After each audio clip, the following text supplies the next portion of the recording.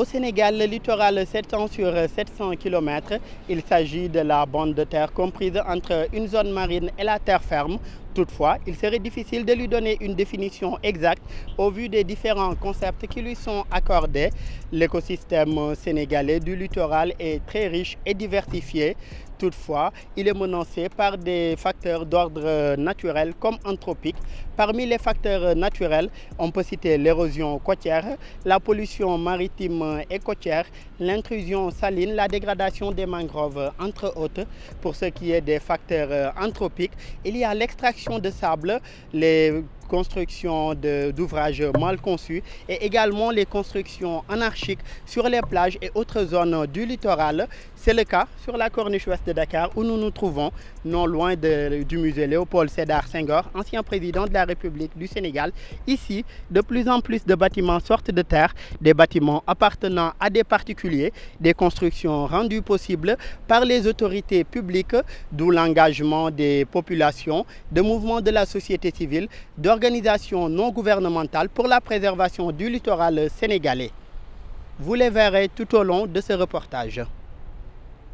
Nous continuons à mener ce combat aussi. Vous avez vu récemment tout ce qui a été fait par des mouvements sociaux, que ce soit ici, que ce soit à Guédiawaye, il y a le mouvement Suñu Suuf Suñu Littoral. Les gens se sont levés spontanément pour rappeler au président de la République ses engagements à vouloir protéger le littoral. Parce qu'en réalité, le domaine public maritime est protégé par la loi de 1976-1964, domaine national, où le président Senghor avait déjà pensé à l'avenir en se disant « protégeons le littoral ». Mais vous le constaterez vous-même, depuis les années 2000, avec l'avènement du régime libéral, on a eu complètement une boulimie foncière qui s'est traduite par une rente qui aujourd'hui a fait que le littoral a été complètement accaparé pour des besoins qui ne sont pas liés aux besoins primaires de son rôle primaire, à savoir à l'accès aux citoyens, à la plage et à l'eau. Et ça a été complètement dévoyé pour des intérêts privés et à mon avis aussi pour des intérêts égoïstes. La loi sur le littoral, c'est un projet de loi. Ce qui le retarde, c'est l'administration. Est-ce qu'il y a des enjeux derrière pourquoi il le retarde? Parce que plus ça tarde, plus les gens s'accaparent le littoral. Aujourd'hui, la loi déjà a été bien faite en 2010, mais récemment, on a eu écho, et peut-être qu'avant la fin du mois d'août, qu'il y aura une séance de partage sur la nouvelle loi sur le littoral, sur le nouveau projet de loi du littoral sur lequel le ministère est en train de travailler. Mais la décision doit se faire rapidement. Nous sommes ici au bord de la mer, vous voyez comment ça s'est dégradé. Les populations le soir veulent aller à la plage, n'ont pas accès à la mer. Certains se sont privatisés la mer à leur titre propre. Nous voyons la pollution de Dakar, comment ça se fait. Nous voyons toutes ces conditions-là. Donc on ne peut pas prendre 0,5% des populations, leur donner le bien de 99,5%. C'est ça la problématique que cause aujourd'hui le littoral.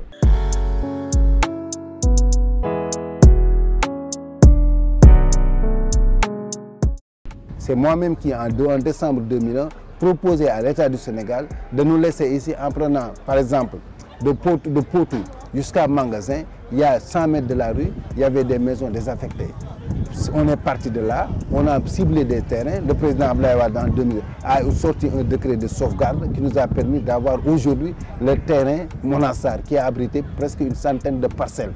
Et le maire actuel a eu à faire beaucoup d'équipes, monsieur le maire Babacar Mbengue, que je salue au passage, qui s'est battu pour qu'on puisse vraiment avoir cela. Aujourd'hui, le financement est acquis, mais dans le cadre du projet de réhabilitation, je ne parle pas de la dépollution, mais de réhabilitation de la baie de Hann, aujourd'hui nous avons un projet, vraiment le visage de Hann, le quartier traditionnel a complètement changé parce qu'on a des maisons, on a des rues, on n'a plus de ruelles, on a des rues, on a d'eau dorsale. Depuis 2009, le président Abdoulaye Wade, à l'époque, nous disait qu'il y avait un financement de 33 milliards. Il y a de cela moins de 2 mois. 2 mois, le projet est actuellement à 79 milliards.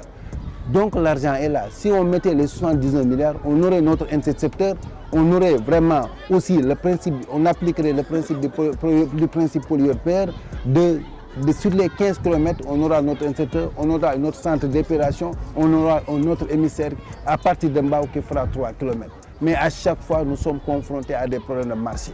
Aujourd'hui, qu'est-ce qu'on nous dit? la RMP a cassé le marché, etc., etc. On est dans ce jeu de yo-yo. Avec cette dégradation avancée, où ma population souffre de maladies, où ma population souffre de manque de ressources, où ma population a des problèmes sociaux, a des problèmes environnementaux les plus aigus, moi, Matar Diaw, je demanderai tout simplement l'indulgence de l'État du Sénégal, parce qu'aujourd'hui, son Excellence, le Président de la République, quand il a fait du TER et du BRT, des projets d'intérêt, d'utilité publique, il les a logés au niveau de la présidence de la République. Qu'est-ce qui l'empêcherait avec ce projet de la baie de Hann? Si toutefois on parvient à dépouiller cette baie, on sauvera presque plus de 500 000 âmes. Donc c'est un projet d'intérêt national.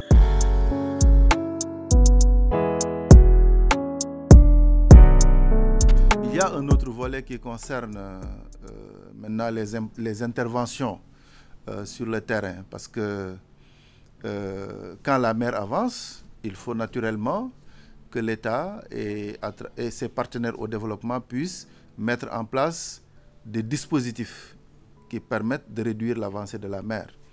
C'est dans ce cadre que des ouvrages de protection côtière ont été mis en place, particulièrement dans la zone de Rufisque. On a la digue frontale de Thiawlène qui a été mise en place en collaboration avec l'UEMOA, mais avec le Fonds pour l'adaptation. Il y a aussi, toujours à Rufisque, dans la zone de Diokoul, n'est-ce pas, un mur qui a été construit avec l'appui de l'UEMOA, etc. Dans d'autres localités du Sénégal, comme vers la zone de Saint-Louis, le ministère a testé d'autres approches beaucoup plus écologiques, beaucoup plus souples, à travers le réengraissement de certaines plages qui ont été complètement détruites par l'érosion côtière, hein, notamment vers la zone de Dounbabadjei. Hein. Donc c'est pour dire en réalité que aujourd'hui il y a des actions qui sont en train d'être mises en place. Nous sommes en train de réfléchir sur, comment dire, dans la zone de la langue de Barbarie, où l'État, à travers la coopération avec l'AFD, est en train de mettre en place un mur qu'on appelle le mur de Macron, qui va être installé pour protéger un peu les populations de la langue de Barbarie, qui sont directement affectées par l'avancée de la mer. La logique voudrait qu'on ait un dispositif législatif et réglementaire qui va dans le sens d'harmoniser les différents textes qui existent, mais également de prévoir des mesures de protection du littoral. C'est dans ce cadre qu'une réflexion a été engagée depuis longtemps pour mettre en place une loi sur le littoral qui avait beaucoup progressé, mais qui, à un moment donné, était mise à l'arrêt suite à la volonté du chef de l'État de revoir un peu notre arsenal juridique qui concerne le foncier avec la mise en place de la commission de réforme foncière. Mais récemment, les autorités ont relancé le processus et cette loi est en cours de finalisation avec l'appui des partenaires au développement. Aujourd'hui, avec la loi littorale, notre objectif, c'est de nous attaquer aux facteurs anthropiques. C'est-à-dire toute cette cacophonie au plan institutionnel, au plan juridique, toutes ces interventions désordonnées sur le littoral, toutes ces pratiques comment dire, abusives, notamment la coupe de la mangrove, l'extraction du sable marin, tout ça, c'est véritablement des facteurs aggravants d'ordre anthropique sur lesquels la loi se prononce avec des dispositions qui permettront véritablement de les prendre en charge de façon efficace. Nous sommes ici à Thiawlène, un quartier de Rufisque situé à plus d'une vingtaine de kilomètres de Dakar. Thiawlène a été très affecté par l'avancée de la mer, d'où la construction de cette digue de protection sur laquelle nous sommes assises. Une digue qui ralentit l'avancée de la mer. Un tel projet a été également instauré dans pas mal de régions du Sénégal affectées par le même phénomène, à savoir Saint-Louis, la Petite Côte et également bien d'autres localités à travers le pays. Pour ce qui est de cette avancée de la mer, plein d'autres actions sont en train d'être menées par l'État du Sénégal ainsi que les partenaires au développement. Pour l'heure, ce qui urge d'être adopté, c'est la loi sur le littoral, un projet qui est en voie de finalisation selon les autorités étatiques sénégalaises, un projet de loi d'ailleurs très attendu puisqu'elle permettra de résoudre beaucoup de problèmes liés à ce littoral-là. C'était Daouda Sow sur la gestion du littoral pour Giga Initiative.